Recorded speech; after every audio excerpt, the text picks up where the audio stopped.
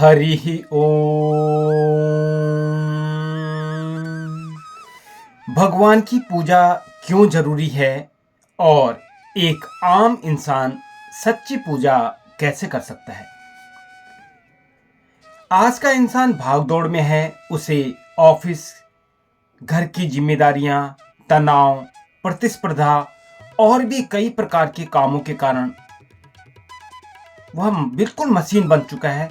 तो ऐसे में एक महत्वपूर्ण सवाल, क्या भगवान की पूजा इस भागदौड़ भरी जिंदगी में भी आवश्यक है?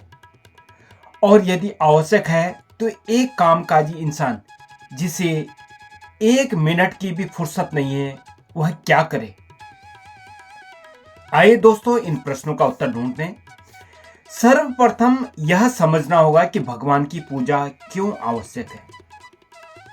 दोस्तों, सबसे बड़ी बात यह है कि हम अपनी सुविधा अनुसार किसी भी काम को करना और नहीं करना है सुनिश्चित कर लेते हैं। जबकि यदि हम 1 मिनट तक सांस न लें तो, यदि हम कुछ दिनों तक खाना न खाएं तो, नहीं, यह तो नहीं हो सकता।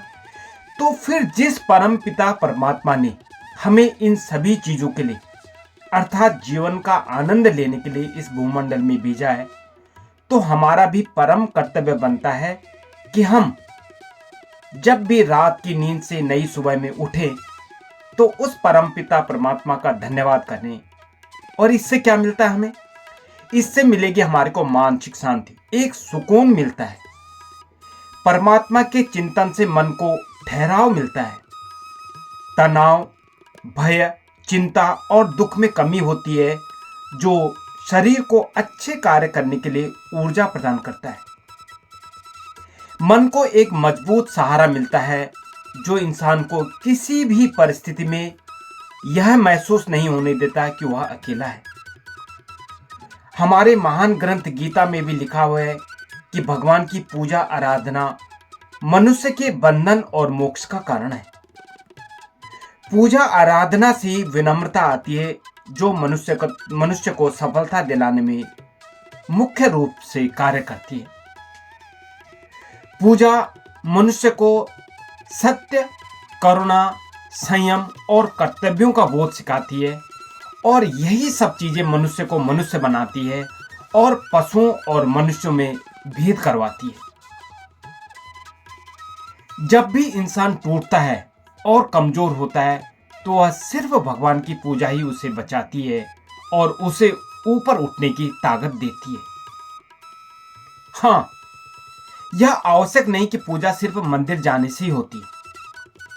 वक्त मिले तो मंदिर जरूर जाइए, वक्त नहीं मिलता तो इसे आप अपने घर के एक किसी शांत स्थान पर भी, जो भी आपके इष्ट देव हैं, उसमें प्रभु श्री राम हो सकते हैं, भगवान श्री कृष्ण हो सकते हैं, भगवान शिव हो सकते हैं, माता दुर्गा हो सकती है, और हो सकता है कुछ लोगों का निराकार ईश्वर भी हो सकता है।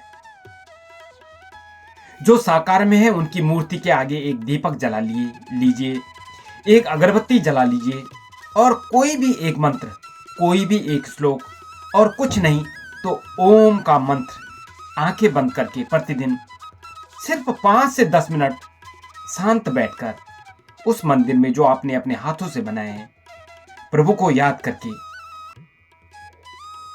बस ध्यान लगाइए और प्रभु से विनती कीजिए कि प्रभु मुझे आज सही कर्म करने की शक्ति प्रदान करना।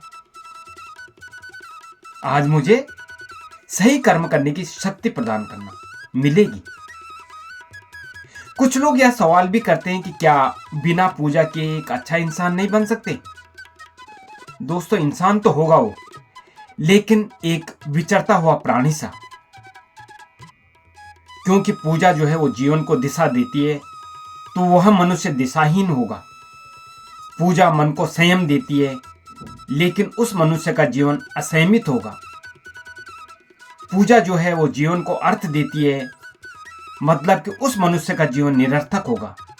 पूजा करना सिर्फ धर्म ही नहीं, आत्मिक अनुशासन भी है। जिस परमपिता परमात्मा ने हमें जीवन दिया है, उस परमात्मा के प्रति कृतज्ञता है, उस प्रभु का धन्यवाद है। बस दोस्तों, यही तो दोस्तों, भगवान की पूजा डर से नहीं, दिखावे से नहीं, बल्कि आत्मा की शुद्धि और परमात्मा से जुड़ने के लिए।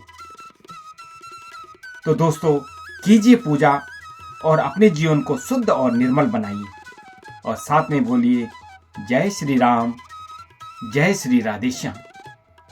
हरि ओम।